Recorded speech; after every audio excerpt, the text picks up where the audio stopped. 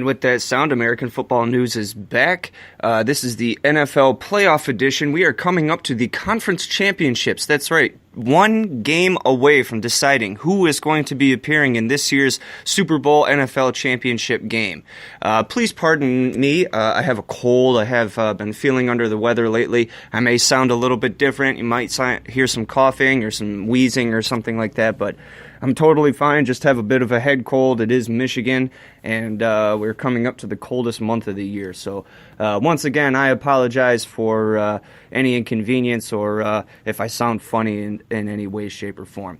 All right, so we take a look back at the division round of the NFL playoffs. We had 4 games this past weekend, with 2 more games on the docket to determine who goes to the Super Bowl.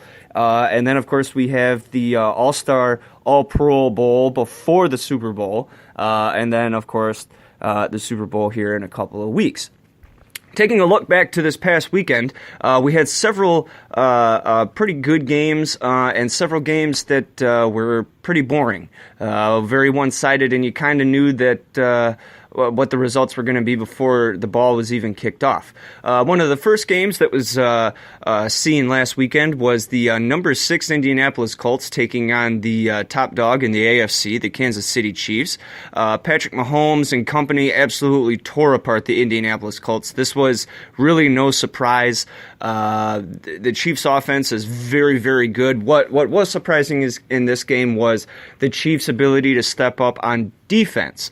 We all know that they can put up a lot of points, but all season long they've been that team that just outscores you. They're not really interested in trying to stop you when it comes to the defensive side of the things. For whatever reason, against the Indianapolis Colts, they were very prepared. They were very prepared as a team, and the results show. 31-13 was the final score in that game. Mahomes having an absolute brilliant day under center. His counterpart, Andrew Luck, not faring nearly as well, having some trouble here and there, definitely having some problems getting the run game going. And again, Kansas City's defense stood up in a way that it really hasn't before this season. It has a couple times. We're not saying that they don't have a defense, but their primary focus is to just outscore you. And they absolutely did that and have now moved on to the conference championship.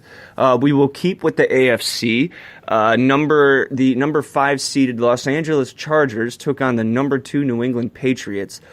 This was a game that was decided before the matchup was even confirmed. Phillip Rivers has never, ever played well against New England. Phillip Rivers and the Chargers in general have never played well in the playoffs.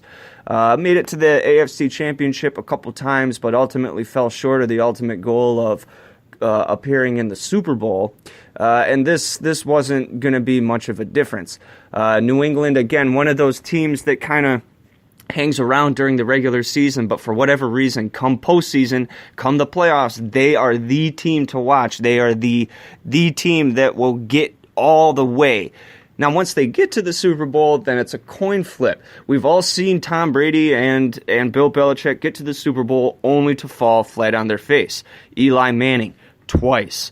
It's a toss-up when it gets to the Super Bowl. Which Patriots team is going to show up? The one that played in the regular season and kind of underplayed to a lot of opponents? We're looking at you, Detroit Lions. Or is it the New England Patriots that's going to show up like they do in the playoffs and absolutely dominate everybody when it comes crunch time? In this particular game against Los Angeles, the New England Patriots were a very, very dominant team on both sides of the ball, offensively and defensively. And the score reflects that, 41-28. You don't put up 41 points in a playoff game unless you're really, really good or the team that you're playing is underprepared. So it's a question of, was New England that good, or is it because Los Angeles and Phillip Rivers in general have never, ever beaten Tom Brady in the playoffs? I think it has to do with a little bit of both. This is a Los Angeles team that was very, very good in the regular season, surprised a lot of people. And the only reason they got that 5 spot is because their counterpart in their division, the Kansas City Chiefs, was just that much better. If Los Angeles had been in a different conference, or I'm sorry, a different division, and or if New England would have lost a game or two more, I think Los Angeles's path to the playoffs would have been a bit easier, but they still would have had to go through New England. However, that means they would have had to play New England in LA. New England plays well on the road or at home, but playing on the road is always hard. Doesn't matter if you're good at it or not. That's the only way that I thought Los Angeles had a chance to win this game, outside of Tom Brady and or Gronkowski or some other big, huge name out of New England to get hurt in the game, which you absolutely don't want, thus effectively taking away their offensive attack, but that never happened. New England moving on to the AFC Championship game against the Kansas City Chiefs this weekend. So we move over to the other side of the ball, the NFC, the Blue Shirts. The number 4 Dallas Cowboys took on the number 2 Los Angeles Rams. This was a pretty intriguing matchup. I was able to catch most of this game. I was in South Bend, Indiana last weekend, taking in a Notre Dame men's basketball game, go Irish, and was able to catch this game from the hotel that I was staying at in Roseland, Indiana. The Cowboys stuck around for quite a bit. Dak Prescott and company just absolutely looking disheveled, disorganized, couldn't ever get anything going consecutively. They were quick to score and looked like they were going to be the Dallas team from last week that absolutely dominated on every aspect of the game. But this is a very young Los Angeles Rams team. The coach is younger than I am. I'm 33 years old. He's about to turn 33. He's got players on his team that are older than him, and he's got players on his team that are younger than him. But overall, this is a very young Los Angeles Rams team. They have a very, very good defense, and they have an offense that at times has shown can be very, very difficult to slow down or stop. They've also shown on offense that they can really sputter and falter when the chips are down. There were a couple Sunday night games that they probably should have won that they underplayed to their opponent. Now, was that because they were trying to save themselves for a longer playoff push, or were they just misfiring as an offense and lately have refound their step? I want to tend to believe the latter over the first part, in that they were playing down to try to save themselves for the playoffs. But it's also not a bad strategy. If you've already made the playoffs and all you're trying to do is keep some sort of home field advantage, then stop going for the number 1 spot. Let's go for number 2. Let's save a couple key personnel, and we can make this push later on when we get to the playoffs. For Dak Prescott and company, they should be proud of what they did. They made the playoffs when everybody wrote them out about halfway through the season. They won their very first playoff game as a duo, and I'm talking about Ezekiel Elliott and Dak Prescott. You guys have that elusive playoff win. Now you know how to win. Now you know what it takes to get there. This is a Dallas team that really wasn't all that bad, but they were a very opportunistic team this past year, and the opportunity to win this particular game never presented itself. Los Angeles moves on by the score of 30-22. The last game on the docket was a good one. The number 1 New Orleans Saints taking on the defending Super Bowl champion Philadelphia Eagles. This was a game that was New Orleans to lose. I really, really thought New Orleans was going to walk into this game and absolutely whitewash the Eagles down in New Orleans, but that simply wasn't the case. Philadelphia has been fighting for their playoff lives ever since about week 13, week 12. They had to win out just to make the playoffs. A lot of people said that they didn't even deserve to make the playoffs if they did win out. That's how poorly they were playing. Once again, they turned to a quarterback that they don't use in the regular season, or used at one point in time, benched in favor for another, only to bring him back out because he's the savior when they need him. We're looking at you, Nick Foles. Which, rumor is, Foles is no longer interested in playing for the Philadelphia Eagles and wants a starting job somewhere else. He'll probably get it, Super Bowl champion, and has proven time and time again that when it comes to crunch time, he's the guy that you want to turn to. Except in this game. New Orleans, don't know what to say about them in this game. I was expecting them to come out and absolutely run the score up against the Philadelphia Eagles, despite the fact that the Eagles had a good defense.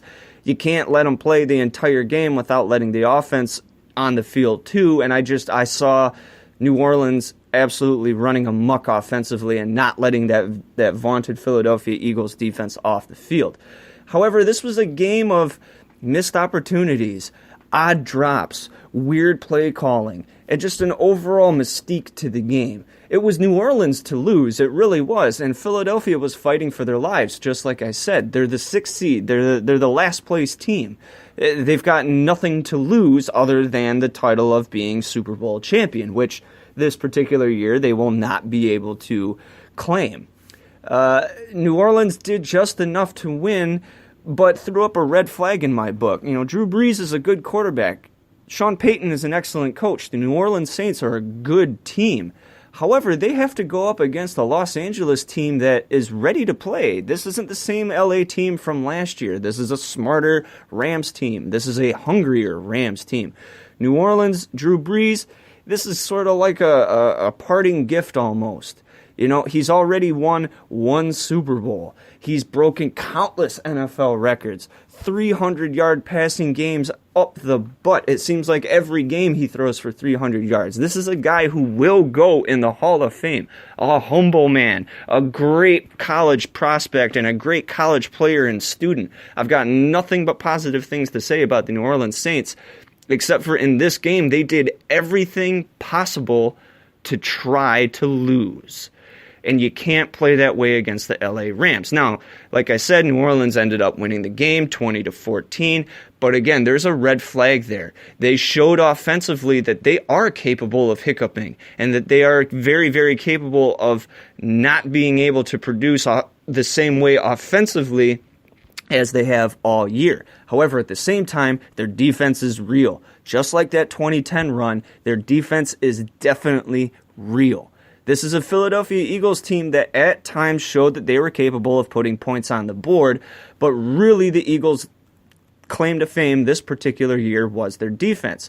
New Orleans, on the other hand, was offense. They were going to outscore you. It didn't matter if they gave up 20, 30 points because they were going to score 40 or more. In this particular game, their defense stood tall and stepped up when the offense was struggling. That is why the New Orleans Saints won, not the Philadelphia Eagles. Keep in mind, Alshon Jeffrey had some drops. He blames the loss on himself, but that's an entirely different conversation. All right, a quick look to this weekend's slate of games.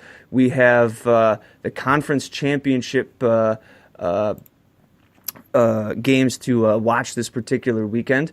The first game will be on Sunday at 3:05 p.m. This is January 20th.